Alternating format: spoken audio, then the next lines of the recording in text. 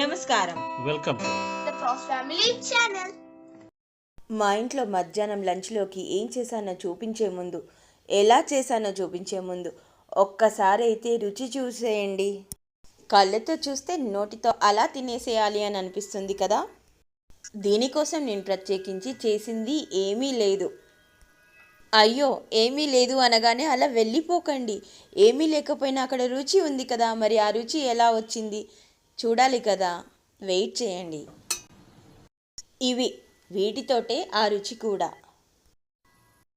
కూరగాయలైతే అన్నీ చకచకా తీసేసుకున్నాను వాడటం కోసం. కానీ ఏమిటి, ఈ కూరగాయలన్నీ కడిగి ఆరబెట్టేటప్పుడు రియలైజ్ అయ్యాను చాలా ఎక్కువ అవుతాయని. చాలా అంటే చాలా. అందుకోసమే కొన్ని ఆపేశాను. ఈ కొన్ని గోరుచిక్కుళ్ళు ఆపేశాను. వల్లిపోయిన క్యారెట్ కూడా ఆపేశాను. ఈ ఫ్రెష్ క్యారెట్ వాడుకున్నాను. ఇక ఈ బీన్స్లో కొన్ని ముదిరిపోయి ఉన్నాయి, కొన్ని లేతగా ఉన్నాయి. ముదిరిపోయిన వాటివి గింజలు మాత్రం వాడుకొని లేతగా ఉన్నవి చిన్న ముక్కలుగా చేసి వాడుకుంటున్నాను. ఈ క్యారెట్ కూడా ఎక్కువ అవుతుంది అని అనిపించింది, అందుకోసం సగం మాత్రం వాడుకున్నాను. ఇవి బీన్స్ గింజలు. గోరుచిక్కుళ్ళు ముందే చూపించాను కదా, అది ఎంత చూపించానో అంత క్వాంటిటీ కూడా వేసేసాను. తర్వాత ఈ బీన్స్ కూడా. కీరా దోసకాయ కూడా అంతే, సగం ముక్క పక్కకు పెట్టేశాను.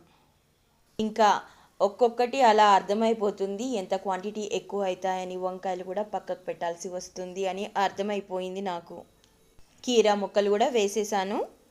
ముందు అన్నీ నూనెలో కాస్త షాలో ఫ్రై చేద్దాము అని అనుకున్నాను, కానీ తర్వాత మనసు నిండా ఇలా పచ్చి కూరగాయలే వాడుకోవాలి అని అనిపించింది. అందుకోసం అన్నీ కూడా పచ్చివే వాడుకున్నాను ఈ పచ్చడిలోకి. మా అత్తమ్మ అయితే ఈ వంకాయ ముక్కల్ని కాస్త పెద్దగా కట్ చేసి ఆయిల్లో డీప్ ఫ్రై చేసేసి, అంటే ఒకటేసారి హై ఫ్లేమ్లో పెట్టేసి అలా తీసేస్తారు అంతే. ముందు చెప్పినట్టుగా ఈ పచ్చడి కోసం నేను చేసింది ఏమీ లేదు, వెజిటబుల్స్ అన్నీ కట్ చేసుకోవడం మాత్రమే. ఇది పండు మిర్చి చింతపండుతో పెట్టిన పచ్చడి. ఛానల్లో ఆల్రెడీ ఈ వీడియో ఉంది, 2 వారాల క్రితమే పోస్ట్ చేశాను, చెక్ చేయండి. చాలా సులువు చేసుకోవడం.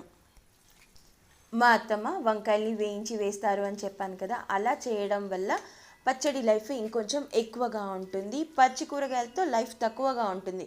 2-3 రోజులు మాత్రమే వాడుకోవచ్చు. ఇది చేసే ముందు ఒకసారి అమ్మకి ఫోన్ చేశాను. అమ్మ కూడా దొండకాయలు లేదంటే క్యాలీఫ్లవరు ఎప్పుడో చిన్న ముక్కలుగా కట్ చేసి చేసినట్టుగా గుర్తు. ఒకసారి కన్ఫర్మ్ చేసుకుందామని కాల్ చేస్తే అమ్మ చెప్పింది అమ్మ పచ్చి బీరకాయలు వేసేదంట.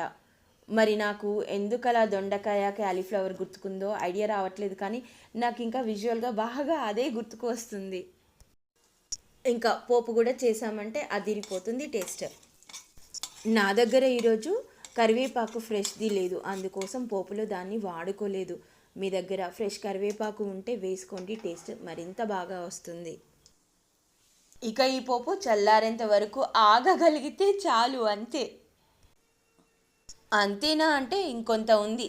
ఏంటంటే వెంటనే కాకుండా కాస్త ఊరేందుకు 1 గంట 2 గంటలు సమయం ఇస్తే మరింత రుచిగా ఉంటుంది. పోపు వేయగానే పచ్చడి లుక్ ఎంతగా మారిపోయింది కదా. ఇలా పచ్చడి చేసి మూత పెట్టి 1-2 గంటలు పక్కకు పెట్టేశాము. తర్వాత లంచ్ చేద్దామని చూసేసరికి బయట వెదర్ అంతా వర్షం పడేలాగా ఉంది. గత 2 రోజులు కూడా ఏదో ఒక టైంలో కాస్త చిన్న చినుకు పడింది, కానీ ఏంటో నాకు చిక్కకుండానే పడిపోతుంది. నాకు చూసే అదృష్టం అయితే చిక్కలేదు. అండ్ ఇట్స్ లంచ్ టైం, వచ్చేసేయండి కలిసి భోజనం చేద్దాం. ఇది ఇలా అన్నంలోకి ఎంత బాగా ఉంటుందో. చపాతీ పైన కాస్త పచ్చడి స్ప్రెడ్ చేసి రోల్ లాగా చేసుకొని తింటే అర్థమైపోయింది కదా, ఇమాజినేషన్లోకి వచ్చేసింది కదా, ఇంకా నేనేం ఎక్స్ప్లెయిన్ చేయాలి, అంత బాగా ఉంటుంది. సరే మరి పట్టండి మీకు ఒక ముద్ద. Thank you for watching. Okay, టాటా బాయ్ బాయ్. ఛానల్ని సపోర్ట్ చేస్తూ ఉండండి.